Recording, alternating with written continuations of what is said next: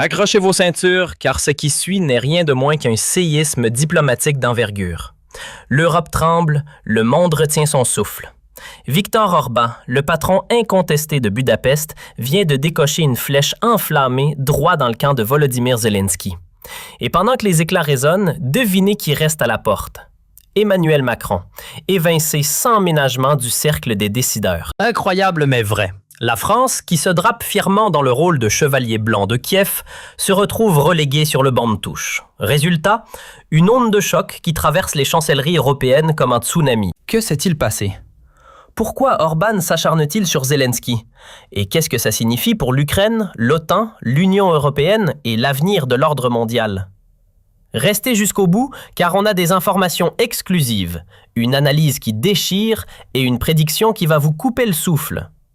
Tout commence le 7 octobre 2024, quand Orban dégaine une attaque frontale contre le soi-disant plan de victoire de Zelensky. Dans un post Facebook, il qualifie ce plan, qui réclame plus d'armes, plus d'argent et des garanties de sécurité occidentale, de plus qu'effrayant, et même de plan de défaite. Bouh! Orban, avec son style provocateur et sans filtre, ne mâche pas ses mots.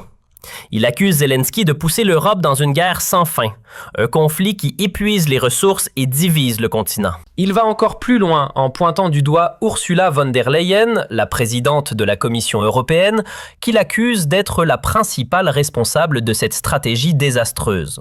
Selon Orban, l'UE devrait arrêter d'envoyer des armes à l'Ukraine et imposer un cessez-le-feu immédiat suivi de négociations directes avec Moscou. Et là, c'est le coup de théâtre, il appelle Macron et le chancelier allemand Olaf Scholz à parler directement à Poutine au nom de l'UE. Mais dans les faits, Macron est totalement snobé. Les vrais joueurs, Trump et Poutine, négocient en Alaska sans inviter la France. Un camouflet monumental pour le président français qui rêvait d'être le leader de l'Europe. Pourquoi Orban fait-il ça? Parce qu'il en a assez des postures idéologiques de Bruxelles. Dans une interview explosive avec Kossuth Radio, il a déclaré que l'Europe perd cette guerre à cause d'une stratégie mal calculée. Et il n'a pas tort.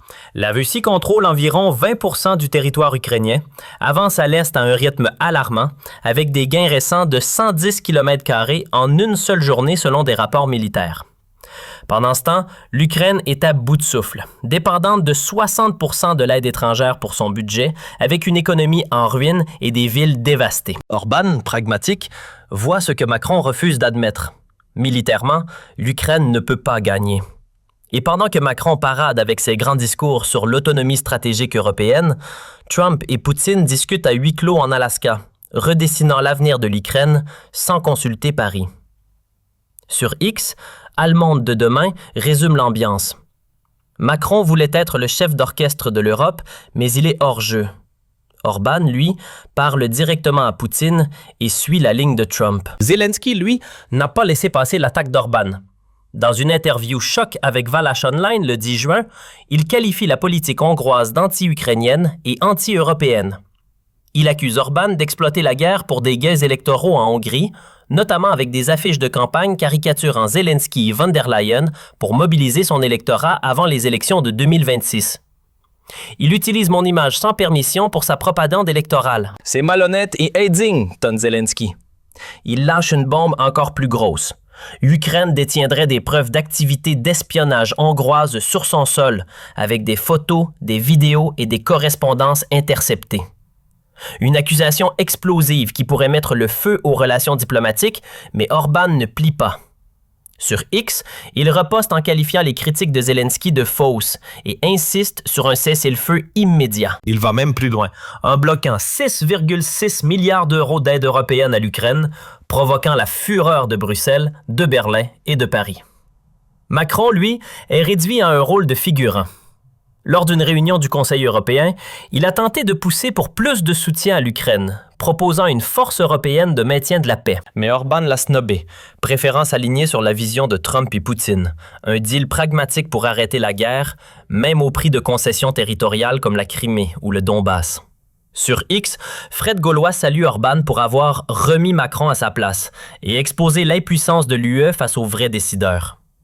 Cette bataille révèle une fracture béante au sein de l'Europe. D'un côté, Orbán, soutenu par des leaders comme Robert Fico de Slovaquie, reconnaît que la guerre est militairement perdue et appelle à des négociations avec Moscou. De l'autre, Macron et von der Leyen s'accrochent à une vision idéaliste d'une Ukraine victorieuse, malgré les réalités du terrain. Mais sans l'appui de Trump, qui négocie directement avec Poutine, la France est marginalisée. Un rapport de l'International Institute for Strategic Studies souligne que l'Europe manque de capacités militaires cruciales, comme le renseignement ou la logistique, pour peser seule face à la Russie. Orbán exploite cette faiblesse pour imposer sa ligne propre, tandis que Macron reste coincé dans ses discours.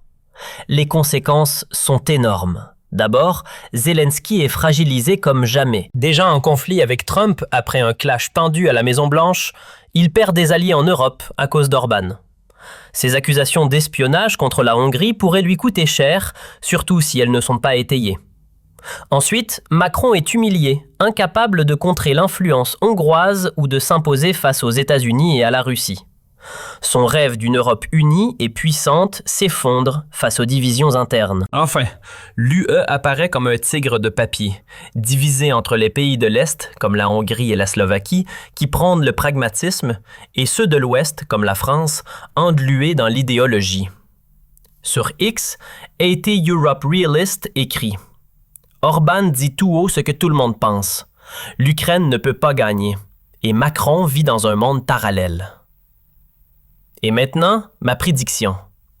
Cette crise va changer la donne. Orbán va continuer à jouer les troubles-fêtes, poussant Macron et von der Leyen dans leur retranchement.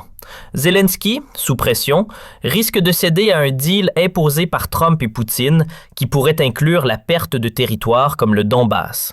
S'il refuse, son Parlement ou son armée pourrait se retourner contre lui, ouvrant la voie à un nouveau leadership plus conciliant. Quant à Macron, il pourrait tenter un coup d'éclat, comme accélérer les projets d'une armée européenne ou durcir les sanctions contre la Hongrie. Mais sans l'appui américain, il restera dans l'ombre.